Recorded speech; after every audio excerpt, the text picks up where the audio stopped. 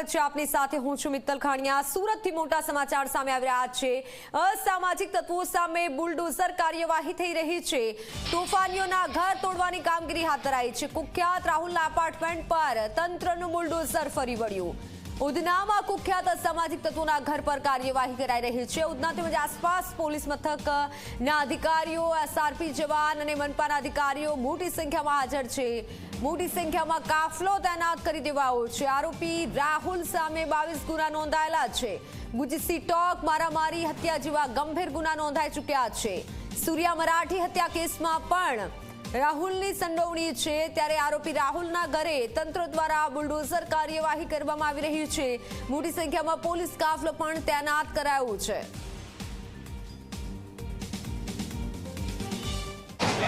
કાયદામાં રહેશો તો ફાયદામાં રહેશો। ખાસ કરીને સમગ્ર રાજ્યમાં જે અસામાજિક તત્વો છે તેમનું લિસ્ટ તૈયાર કરી દેવામાં આવ્યું છે અને તેમાં પણ ખાસ કરીને સુરત શહેરની વાત કરીએ તો સુરતના ઉધના વિસ્તારમાં જે અસામાજિક તત્વો છે તેમનું લિસ્ટ તૈયાર કરવામાં આવ્યું છે અને સૌપ્રથમ ગુજસી ટોક જેવા ગંભીર જે ગુના છે તે ગુનામાં આરોપી એવા રાહુલ એપાર્ટમેન્ટનું જે ગેરકાયદેસર જે બાંધકામ છે તેમાં દાદાનું જે બુલડોઝર છે તે અહીં ફરી વળ્યું છે। આપ જોઈ શકો છો અહીં જે એસએમસી આવાસ આવ્યું છે તેની બહાર આ રીતે ગેરકાયદેસર જે બાંધકામ છે તે બાંધકામ કરી નાખવામાં આવ્યું હતું અને પોલીસ દ્વારા આ જે ગેરકાયદેસર જે બાંધકામ છે તે આજે વહેલી સવારે દૂર કરવામાં આવ્યું છે। રાહુલ એપાર્ટમેન્ટની વાત કરીએ તો ગુજસી ટોક સહિત 22 જેટલા જે ગંભીર ગુનાઓ છે તે તેના વિરુદ્ધ નોંધાઈ ચૂક્યા છે। આ સાથોસાથ વાત કરીએ તો સ્થાનિક વિસ્તારમાં તેનો જે આતંક છે તે જોવા મળ્યો હતો। ક્યાંક ને ક્યાંક લોકોમાં પણ જે ભયનો જે માહોલ છે તે જોવા મળ્યો હતો। આ જે ભય દૂર કરવા માટે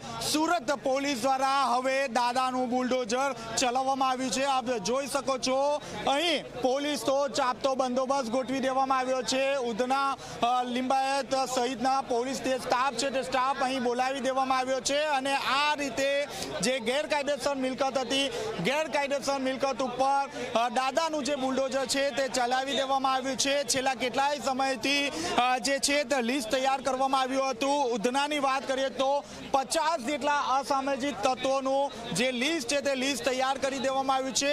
1 બાય 1 તમામ જે અસામાજિક તત્વો જે છે તેમની ગેરકાયદેસર જે મિલકત છે તે મિલકત અંગે જાણકારી મેળવવામાં આવશે અને ત્યારબાદ જે છે તે તેમનું ગેરકાયદેસર મિલકત આ રીતે દાદાનું બુલડોઝર ચલાવવામાં આવશે।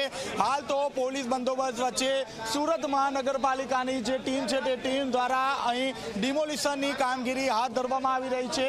બીજી તરફ ડ્રોન સીસીટીવી ડ્રોનની મદદથી પણ જે બાદ નજર છે તે બાદ નજર રાખવામાં આવી રહી છે। આપ જોઈ શકો છો પોલીસનો જે કાફલો છે તે સતત આજુબાજુના વિસ્તારમાં ફરી રહ્યો છે। કોઈ પણ પ્રકારની અઘટિત ઘટના ન બને તે માટે અહીં પૂરતી તકેદારી રાખવામાં આવી રહી છે।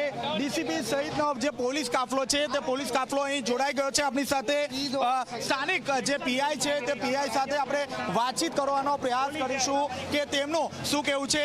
જી સર, કેટલા લોકોની યાદી તૈયાર કરી છે અને દાદાનું બુલડોઝર આખરે ફરી વળ્યું? ઉધના પોલીસ સ્ટેશન વિસ્તારમાં આશરે 45 લોકોની યાદી તૈયાર કરી છે અને જે પણ વિગત છે કાર્યવાહીની એ ડીસીપી સાહેબ હાજર છે આપી દેશે। સર, આના વિરુદ્ધ કેટલા ગુના નોંધાયા છે?